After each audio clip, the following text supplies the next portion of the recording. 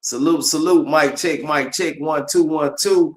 Hey man, this is the Nation One Love podcast show, and I'm your host Keith Norfolk. Man, we got our guest Frank Moka in the building. Salute to you, bro. Man, how you doing today? Salute. Man, I'm vibing, man. I'm glad to be here, bro. How you feeling? Hey man, I'm feeling pretty good, man. It's definitely great to have you on, man. It's been a long time in the making, man. We want to make the best of the interview. First of all, Frank, I want to give you a chance to introduce yourself to the people and everything, man. Take your time. Yeah, what's up, world? First of all, man, appreciate you, Keith, for having me on here, man. I really appreciate it. And it's real good to see you. I've been knowing Keith since seventh grade, something like Yes, that. Keith. You was the first person I ever saw that was an actual rapper when we was kids. The first person I I ever met that. appreciate it, man. Yeah. So you inspired the hell out of me, dog. Yeah, my name is Frank Moka, aka Dos Negros. I'm from Pine Bluff, born and raised. On the east side and the west side. I'm pretty much from the whole city, I live in Texas now. I'm a traveling musician. That's what I do. I grew up playing music around Arkansas. Arkansas really poured into me, the skill for music that I have. I pretty much learned all that home in Arkansas. So, big shout to the education system there and what they have to pour into the kids artistically. It's a lot of talent in Arkansas. So I'm very appreciative of that. Um, I plan to come home soon and do some stuff there. I can't wait to get back and do it. But that's pretty much simple roundup about me. Right. I pretty much travel all around playing music. That's what I do. Yeah. Hey man, so at what point, Frank, man, did you realize that you had a passion for music and this was something that was gonna be a part of you?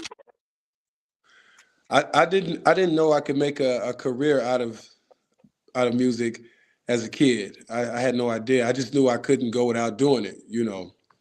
And that started around you know, maybe 10, 11 years old, man. I knew I couldn't get away from it. And so, this is the kind of thing that you have to kind of know early, you know, so you can go ahead Right. and get a jump on it because it take a while to get it going, actually. Right. Coming from Pine Bluff, we don't have so many avenues where we come from, man. So what was your strategical plan for you to be able to make music a part of your life and be able to sustain yourself with a career for music? Um, I mean, we all do what we have to do. This is one of those things, like I say, I can't go out doing it. So it's more of about me by any means necessary. I just have to do it. And it wasn't that I had any intent to go out and, just do anything. I just knew I had to do this. So whatever I had to do, I just did it. You know, um, it is difficult to sustain yourself when you're in the up climb when you coming up. It's difficult. So you got to stretch your time out a lot and put a lot of work in on the outside of the field. I had to work 9 to 5s, work at restaurants and, cleaning buses, you Yeah. know, all kinds of stuff, man, just to make sure I could do this one day full time. When it comes to that support system, when you're actually trying to find yourself inside of your career, how do you take that aspect of it as far as people supporting you, man, while you're trying to get to where you need to be so you can sustain your career? I'm glad you asked that, bro. Um, a lot of times because we're so passionate about what we do, and oftentimes if you're that passionate about something, you're probably really good at it too. Uh, and something that you're really good at doesn't look like work to everybody else. But to Right. you, but to you, it really is. You put in a lot of work. You know what I'm saying? And so when you're really good at it and it's entertaining, it just looks like you're having a bunch of fun. So a lot of mistakes that we make as musicians, or one of the bigger mistakes we make as musicians, is we try to put that same passion for music on other people. We try to make them responsible for being as passionate about what we're doing as we are. And then oftentimes we take the opposite of that as lack of support, or they don't like what I'm doing, or they don't support me. When in actuality, they just don't understand. You know what I'm saying? It's so support can come from a whole lot of different ways. It ain't always in the form of people liking your page, or giving you money for new instruments, or telling you how good you sound. You know, a lot of times support could be somebody babysit your kid when you got a Right. gig, you know. Excuse me. Right. Yeah, support can come from a whole lot of different ways. But Man, I think it's on us to really check ourselves, and remember this is a journey that we're on by ourselves, and no one is really responsible for supporting it. yeah, I think it's all about being able to communicate. As long as you're able to communicate, you know, what your expectations are and be able to communicate the type of support that you need, I think it will be a lot easier. But sometimes it's hard to do that when you're in the middle of the grind. Sometimes you just want people to just jump in and just support. You know what I mean? And there's so many other, you know, artists and things like that that's out there for people to be supporting. So I wanted to ask you, man, about your post that you made. You know, because I went through similar situations, like I told you on the phone, man. A lot of times people will skip over you and they will want you to kind of get them closer to the person that you're working with and stuff like that, man. What's your thoughts on that, man? Yeah, it's just like I said in that post. I was actually being serious, and all my friends thought I was trying to make a joke, but I guess it just turned out to be funny. But I was actually being pretty serious, man. You know, um, like I say, most people don't see what we're doing as actual work. They think, that you're just having fun all day, which it is fun. I can't deny that. But this isn't a field trip, and so they um, they often assume that they can always come on the field trip with you. You know what I'm Right, saying? Because they're close to you, because they think they know you. And when it's something that you're doing, like me, for example, if there's something that I'm doing independently, it doesn't look like a field trip. It looks like my little music thing to them. All he's doing is little music. You know what I'm saying? But this is a whole show that I've planned for a month to prepare. I promoted, and I'm depending on this to pay half my bills in my house, and it's probably gonna do it. You know what I mean? But you look at it as your little music thing, right? right, Then um, one of my friends come to town that are, you know, sorry, higher up musicians, maybe international level musicians, and because I'm associated with them, now it looks like a field trip. You know, right, you know, if Anderson Paak comes to town, that's not his little music thing. That's a field. That's a field day. Oh, can I get tickets?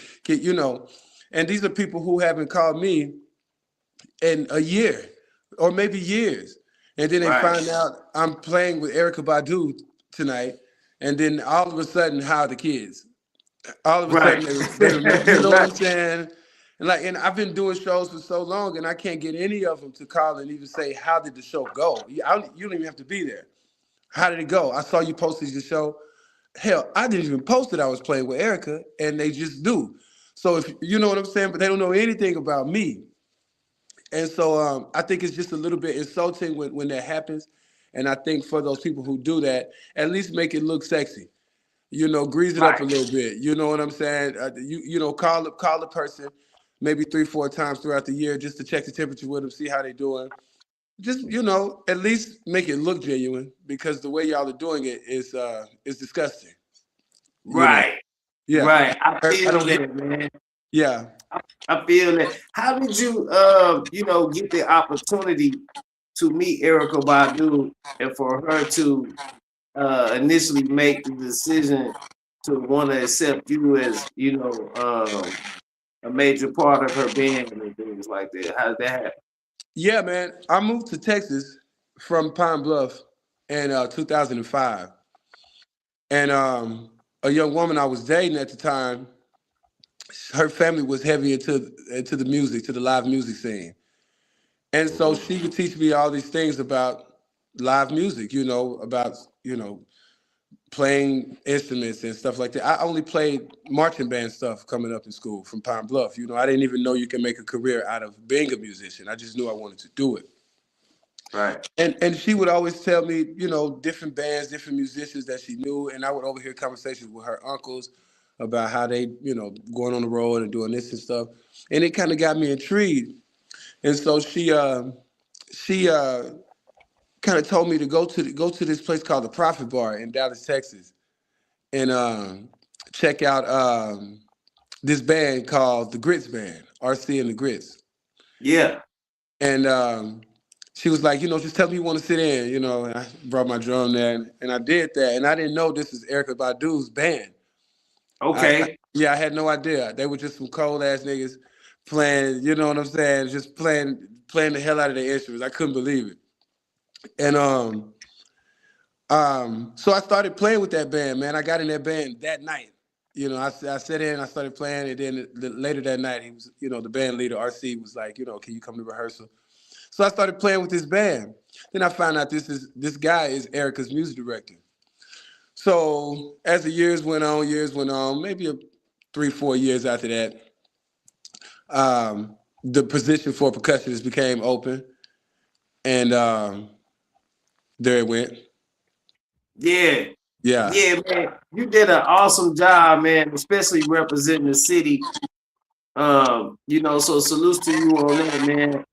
And then so my thing is when it comes to us coming from a small place like Pine Bluff, Arkansas, we have to recognize that once we get ourselves in position, and this was my thing. My thing was not to so much as have the people behind me from where I'm from, even though that's the ideal thing. We still want to go out and make a name for ourselves and then come back home. That makes sense. yeah, yeah. I still have a dream of moving back to Pine Bluff, specifically Pine Bluff. Not Yeah. Redfield, not Whitehall, not Little Rock. I'm Pine Bluff. I want to move back home so bad, man. I just got so much more to do before I do that. But I got a lot of work to do around the world. But I want to land in the Bluff. Still young, I don't want. It's not. I don't want to wait till I retire. I want to do it young, youthful, and pour back into the city. What it Yeah. gave Hey, to me. so man, being on the road and traveling, I'm pretty sure you've been all over the world, man, when it comes to Erica Badu. Yeah, yeah, and not just her.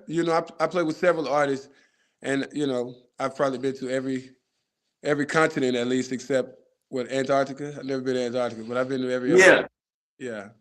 What's some of the major artists that you work with, Uh, if you I can work tell? I work with this brother named Duran Bernard.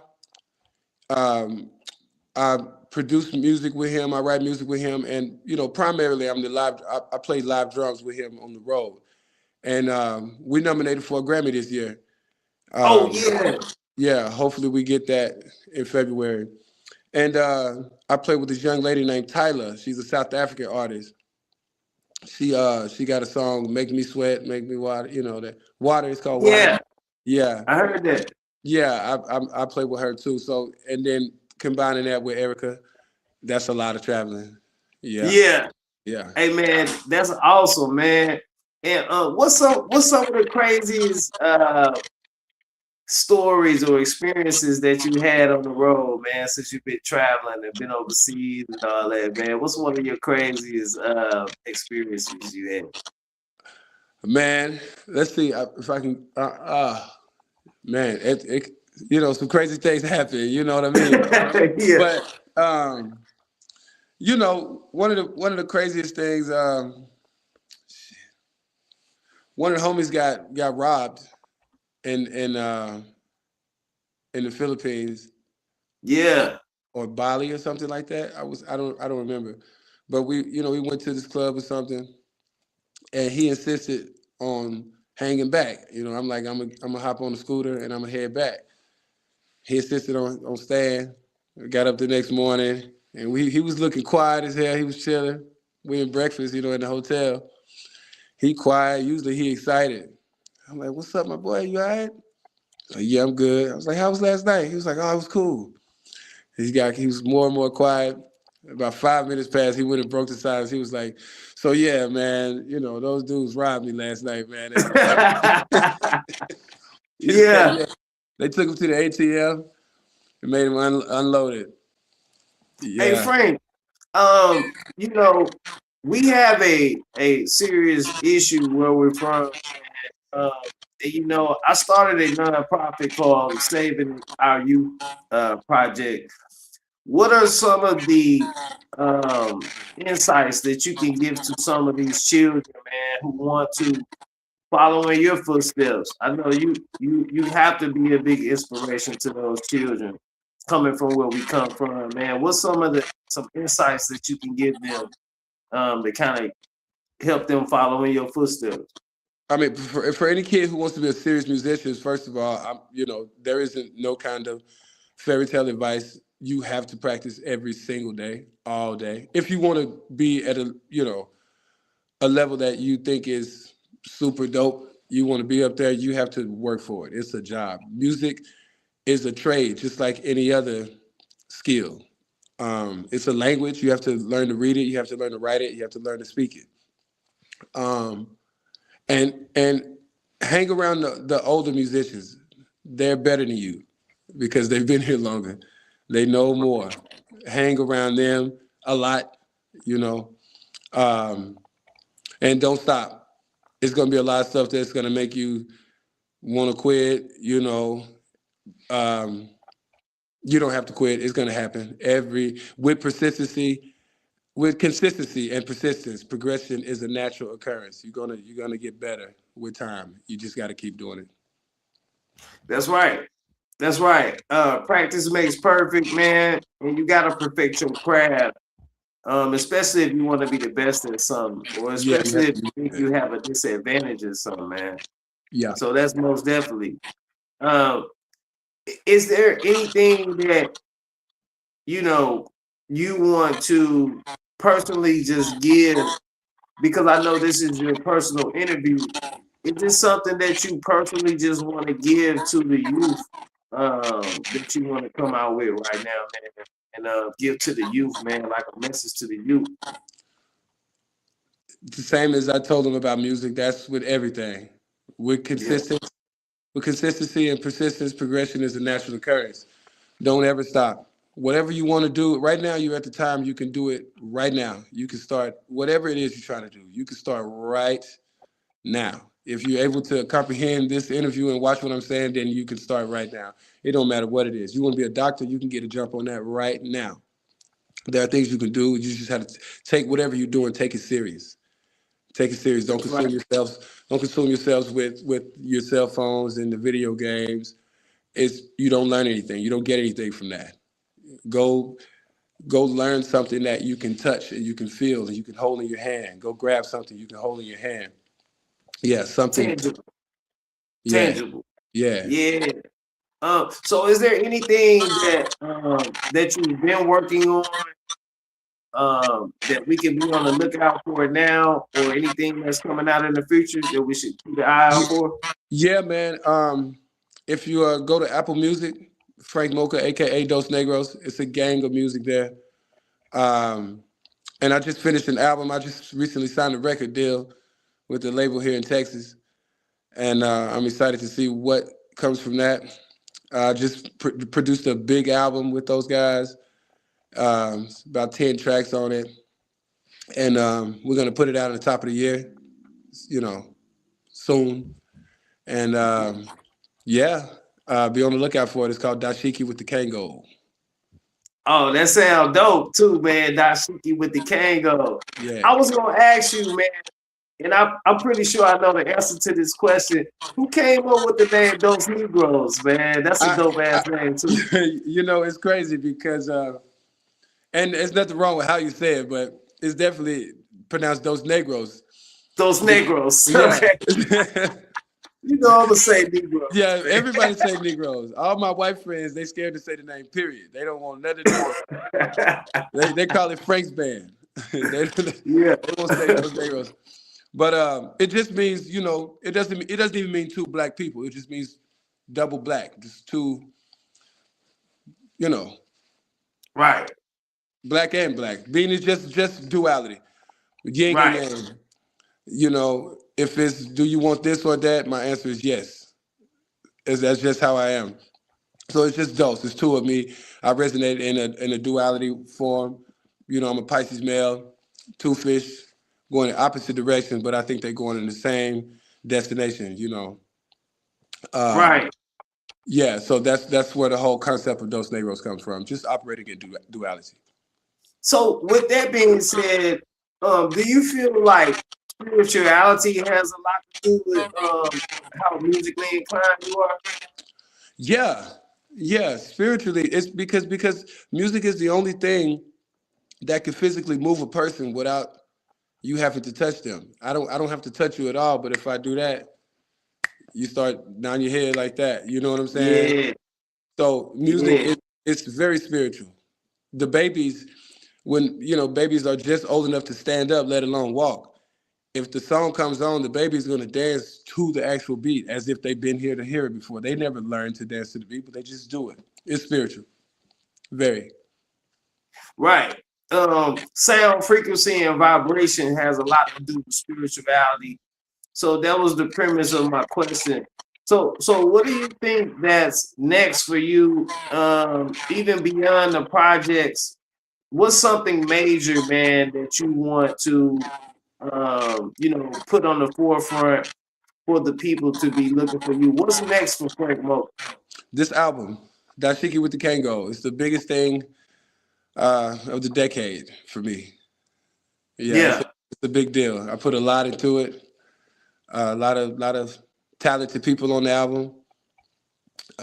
Yeah, and that's the biggest thing coming up. Definitely be on the lookout for that. Yeah, we gonna make sure that we support it. I want you to always know, man, that we have a lot of artists in the community. We have Bro Sanchez beats, we got Mike Murray beats, we got Kato beats, um, we got different musicians and artists. So we definitely want you to be able to tap into the community. We want you to feel at home over here.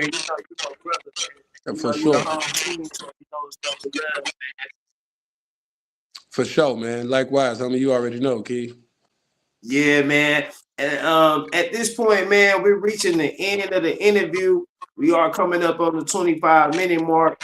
So if you want to just leave the people with some words, man, feel free to do so, my brother. Man, thank you guys for tuning in, supporting Key.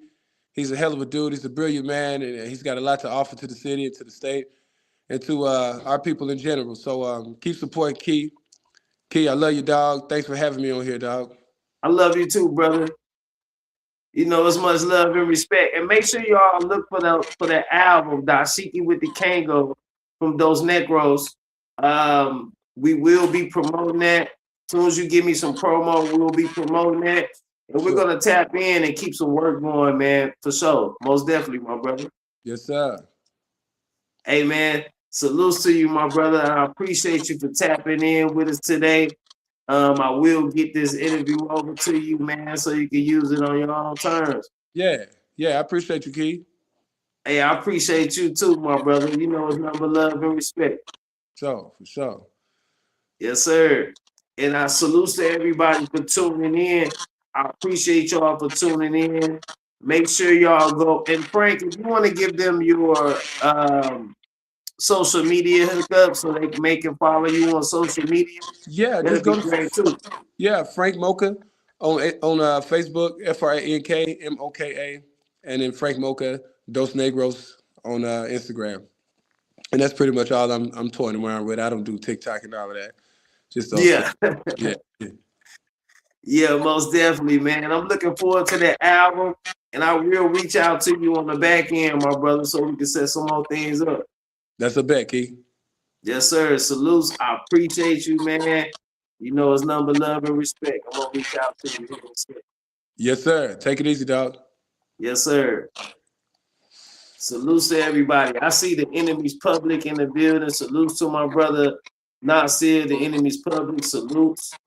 Much love and respect. This was our guest, Frank Moka. This was his interview. We have reached the 25-minute mark. I want y'all to be able to tap in with him on social media so you can follow Frank. You can see his schedules of times and when he'll be in your city. Shout out to him and everything that he's doing, him and his band. They doing awesome work. Frank is a very talented musician, man. So I do want to be able to give that brother some support, especially being from my hometown. You know, it's nothing but love and respect. And salutes to everybody who tapped in. I did not get a chance to share the video the way that I wanted to, because this is my first interview on StreamYard. So shout out to Frank for being my first interview on StreamYard. Salutes to everybody. Much love and respect. Hey, man, this is the Nation One Love podcast show. I'm your host, Key Norfolk. Y'all already know what it is, man. This is Freestyle Friday Night Live, man. Till next time, peace and power. Salute.